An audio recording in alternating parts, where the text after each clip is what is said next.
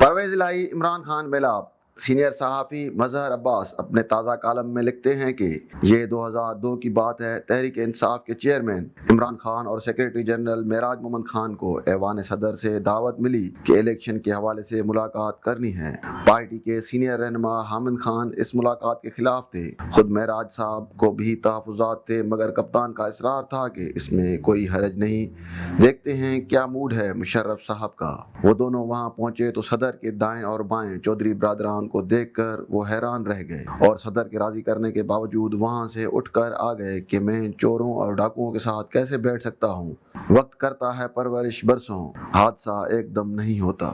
21 سال بعد ان برادران میں سے زیادہ متحرک برادر چودھری پرویز الہی اسی پاکستان تحریک انصاف کے مرکزی صدر بننے جا رہے ہیں، یا یوں کہیں تو زیادہ بہتر ہوگا کہ شاید ایک اور وسیم اکرم پلس تیار ہو گیا ہے۔ وہ کہ پارٹی اندر اس حوالے سے اختلافات پایا جاتا ہے کہ الیکشن جیتنے کی صورت میں پنجاب کے آئندہ وزیر اعلیٰ پرویز الہی ہوں گے یا کوئی پرانا پارٹی رہنما۔ 2018 میں بھی پارٹی کے اندر گروپنگ کے نتیجے میں عثمان بزدار، جنہوں نے اس وقت نئی پی ٹی آئی جوائن کی تھی، کی لاٹری کھل گئی۔ اب چودھری صاحب کے پاس تو اس اعلیٰ منصب یا تخت لاہور کا تجربہ بھی ہے، مگر 2023 میں خان صاحب بہت مضبوط پوزیشن میں ہیں اور پراعتماد بھی ہیں کہ وہ مرکز، پنجاب اور کے پی میں 2/3 اکثریت سے کامیاب ہو جائیں گی۔ راجن پور کا نتیجہ ہو یا 10 ماہ میں ہونے والے ضمنی الیکشن، ان کے اس دعوے میں وزن بھی نظر آتا ہے، گو کہ الیکشن کا اپنا مزاج ہوتا ہے اور پنجاب میں برادری سسٹم آج بھی مضبوط ہے۔ عمران خان اور چودھری پرویز الہی کی بہت دلچسپ کہانی، جو زرداری ہاؤس سے نکل کر ایک فون کال پر بنی گالہ پہنچ گئے اور پھر ایسا مضبوط رشتہ قائم ہوا کہ پرویز الہی اور ان کے بیٹے مونس الہی نے خاندان کے بڑے چودھری شجاعت حسین پر عمران خان کو ترجیح دی۔ اب اس میں کس کا کتنا فیض تھا یہ تو نہیں پتا، مگر پہلی بار پرویز الہی نے کم از کم ایک ایسا رسک لیا جس میں انہیں آگے چل کر شاید تھوڑی بہت اینٹی اسٹیبلشمنٹ بات کرنی پڑ جائے۔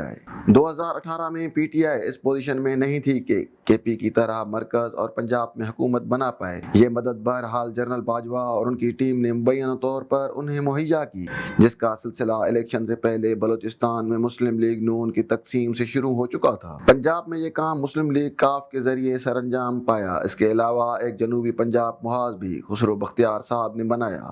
وزیر اعلیٰ کو نامزد کرنے کی بات آئی تو شاہ محمود قریشی گروپ اور جہانگیر ترین گروپ آمنے سامنے تھے، اور لڑائی اس حد تک بڑھ گئی کہ شاہ محمود نے صوبائی اسمبلی میں اپنی شکست کا ذمہ دار ترین کو ٹھہرایا۔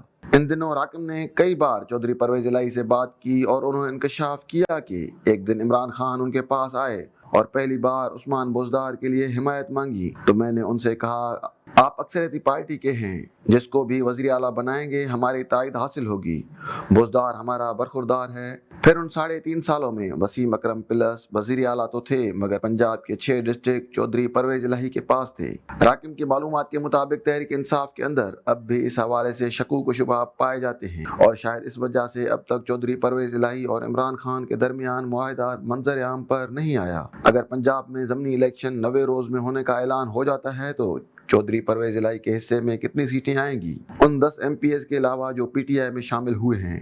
ویسے تو خان صاحب نے چند ماہ پہلے پرانی پارٹی رہنماؤں حامد خان اور نجیب ہارون سمیت 10 اراکین کی ایک مشاورتی کونسل تشکیل دی تھی، جس کا کام یہ تھا کہ وہ آئندہ انتخابات کے حوالے سے امیدواروں کے انتخاب کا طریقہ کار بنائیں۔ اس کونسل نے اپنی رپورٹ بھی بھیج دی ہے۔ دوسری طرف یہ بھی اطلاع ہے کہ پارٹی کے پرانے لوگوں کو ٹکٹ دینے کا فیصلہ کیا ہے، مگر اب لگتا ہے گجرات سمیت چند اضلاع کے پارٹی کے لوگوں کو قربانی دینی پڑے گی۔ ویسے جیل بھرو تحریک سے کپتان کو کچھ حاصل ہوا ہو یا نہیں، یہ تو پتہ چل ہی جانا چاہیے کہ جیل جانے والے کون ہیں اور سیلفی بنانے والے کون۔ خیبر پختونخوا میں جو کچھ ہوا اس کے بعد تو اکثر پھر بھی ٹکٹ سیلفی والوں کو ہی ملتا ہے، تو یہ قربانی دینے والوں کی بدقسمتی ہوگی۔ بات لانگ مارچ کی ہو، دھرنے کی یا جیل بھرنے کی، اس کی ممکنہ نتائج حاصل ہوئے ہوں یا نہیں، مگر اس کا فائدہ عمران اور پی ٹی آئی کو مسلسل ضمنی الیکشن میں ہو رہا ہے، اور پی ڈی ایم کی حکومت ہو یا مسلم لیگ نون، P P, A N P, J U I اور ایم کیو ایم کی سیاست کو ان 10 ماہ کی قیمت تو بہرحال ادا کرنی پڑے گی۔ پی پی اس لحاظ سے خوش قسمت ہے کہ سندھ میں اب بھی اس کی پوزیشن مستحکم ہے۔ اب خود خود گجرات کے چودھریوں میں تقسیم ہو گئی ہے۔ چودھری شجاعت نے اب بھی آصف زرداری کا دامن مضبوطی سے تھاما ہوا ہے۔ چھوٹے بھائی نے بہرحال اپنا راستہ جدا کر لیا ہے۔ اسٹیبلشمنٹ کی تقسیم ان چند ماہ میں کچھ اس طرح ہوئی ہے کہ کون کس طرف کھڑا ہے سمجھ نہیں آ رہا۔ اعلیٰ عدلیہ بھی بادل النظر میں تقسیم النظر آتی ہے۔ آئین پاکستان تو ویسے بھی نہ جانے کب اسے دستک دے رہا ہے۔ ہر ماشاء اللہ کے بعد وہ دستک دیتا مگر اندر سے کوئی جواب نہ آتا۔ اب تو یہ لگتا ہے یہاں سب کا اپنا سچ اور اپنا اپنا آئین۔ پہلے دن سے یہ بات کی ہے کہ عدم اعتماد کی تحریک ایک غلط فیصلہ تھا، نہ ریاست کے لیے درست تھا نہ سیاست کے لیے۔ اس کے بعد دوسرا غلط فیصلہ پی ڈی ایم کا حکومت بنانا اور شہباز شریف کو وزیر اعظم بنانا۔ تیسرا غلط فیصلہ پنجاب میں حمزہ شہباز کا تجربہ، پھر چودھری پرویز الہی کے خلاف پہلی عدم اعتماد، پھر اعتماد کا ووٹ۔ اس تمام عرصہ میں عمران خان اپنے ووٹر اور سپورٹر کے ساتھ منسلک نظر آتا ہے۔ بقول ہمارے دوست مشاہد حسین، غلطی کرنی ہی ہے تو نئی غلطیاں کریں، پرانی غلطیاں کیوں دہراتے ہیں؟ زرداری چودھری میلاب کے بعد عمران چودھری میلاب، مبارک ہو سب کو۔